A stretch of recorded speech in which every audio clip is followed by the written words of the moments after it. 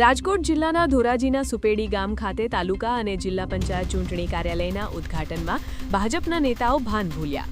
મધ્યસ્થ ચૂંટણી કાર્યાલયના ઉદ્ઘાટનમાં પોરબંદર લોકસભાના ભાજપના પૂર્વ સાંસદ હરિ પટેલનું વિવાદિત નિવેદન સામે આવ્યું। હરિ પટેલે સત્તાના નશામાં કર્યું બેફામ નિવેદન।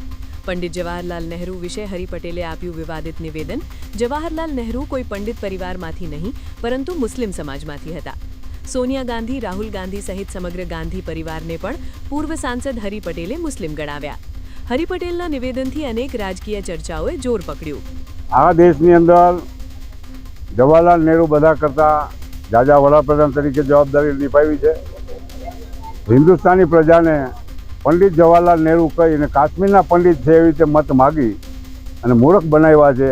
એકચ્યુઅલી હકીકતમાં જવાહરલાલ નહેરુ કોઈ પંડિત હતા જ નહીં, મુસ્લિમના દીકરા હતા અને મુસ્લિમ તરીકે કોઈ મત ના આપે એટલે આ હિન્દુની બહુમતીવાળા દેશમાં શાસન જોતું હોય તો પંડિત તરીકે મત લીધા।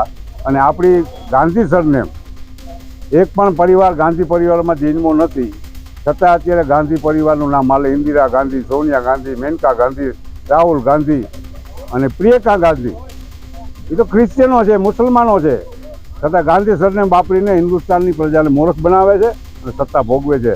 આ ગુજરાતની પ્રજા અને અમારી ખાસ કરીને સૌરાષ્ટ્રની પ્રજા અને માફ નહીં કરે, કોંગ્રેસને જાકારો આપે।